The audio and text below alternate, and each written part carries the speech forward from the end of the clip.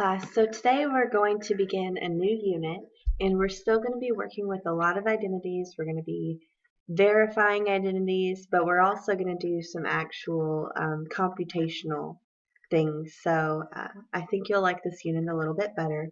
Don't be freaked out when you see the number of formulas we're going to be using, because all of these formulas you're going to be allowed to physically have on the test. So instead of trying to memorize formulas and verify identities, this unit is going to be more about applying identities.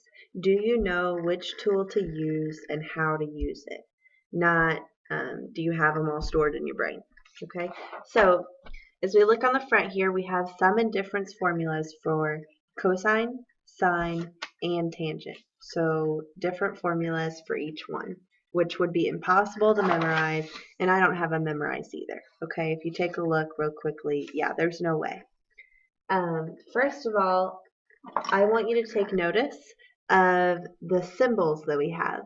This symbol is pronounced alpha.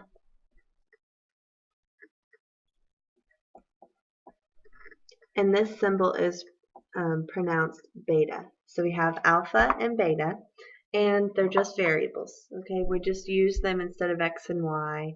The textbook used them, and it's good for you to get used to them as well. So you'll notice here, if we have cosine of something plus something, it's equal to all this.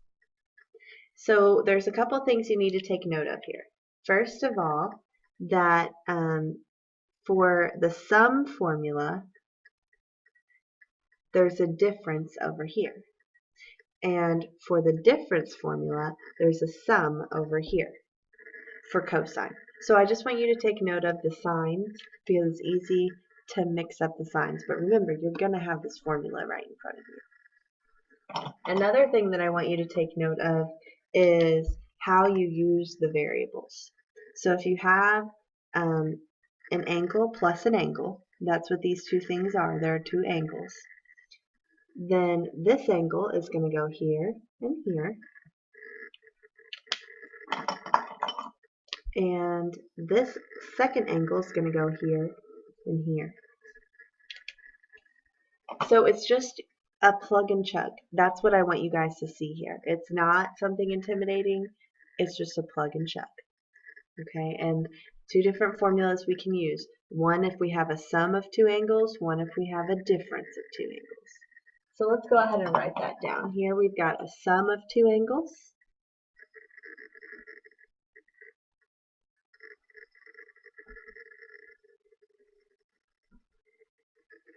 And here we've got a difference of two angles. So let's look at an example of how we might use this identity to compute something. So if we go over here, and I don't like writing in pencil. Where's my pencil? Here. Alright, so for our first computation, say you're told to find the exact value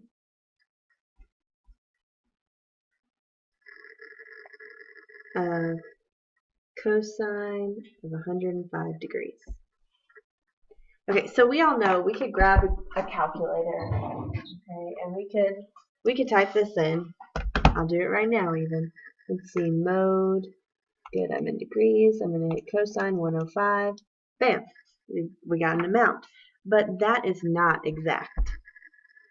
Not exact, sorry. So that would not answer this question. So calculator is of no use to us.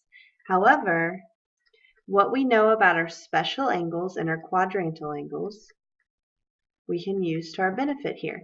So, let me see. In our ISN, we don't have really room on page 63. So what I want you to do is on the top of page 64, we're just going to remind ourselves of our special angles. So we've got 30 degrees, 60 degrees, and 45 degrees. Those are our special angles. And then we have our quadrantals, 0, 90, 180, and 270. So using these special and quadrantal, we can break apart this 105 degrees into something that's manageable. So let me show you what I mean by that. Okay, so think about cosine of 105. Can we somehow break this apart into something plus something that we know? So like, I don't know, 45 and 60. Oh, I just gave it away. That was the answer. So I look at this and my brain just almost knows that 105 is 45 plus 60 degrees added together. So I can rewrite this as cosine of 105 degrees.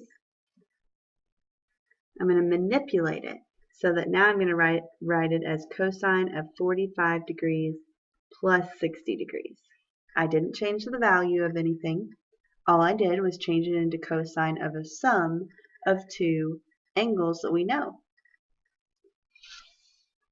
Now I can use this formula.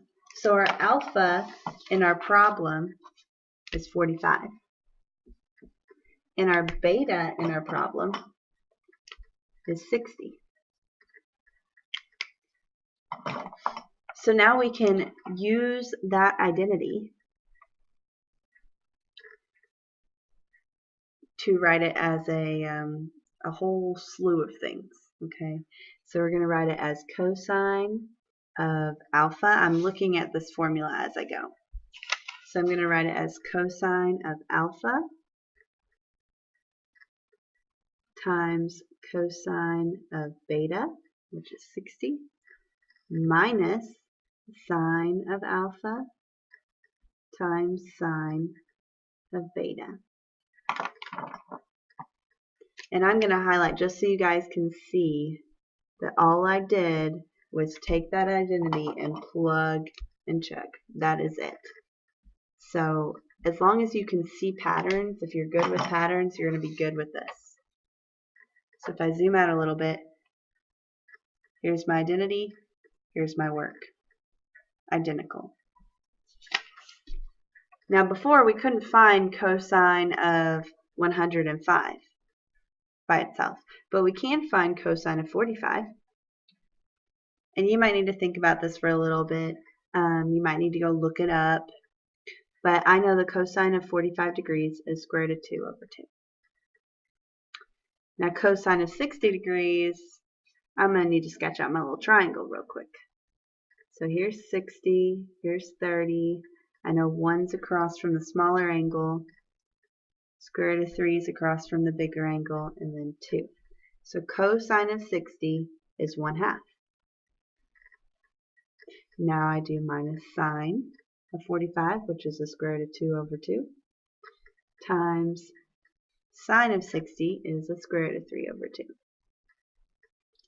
And so my answer is going to be square root of 2 over 4 minus square root of 6 over 4. If you're wondering how I did that, multiplying fractions, you go across the top, across the bottom, and a square root times a square root is square root of whatever you had underneath multiplied together. So square root of 2 times square root of 3 is square root of 6.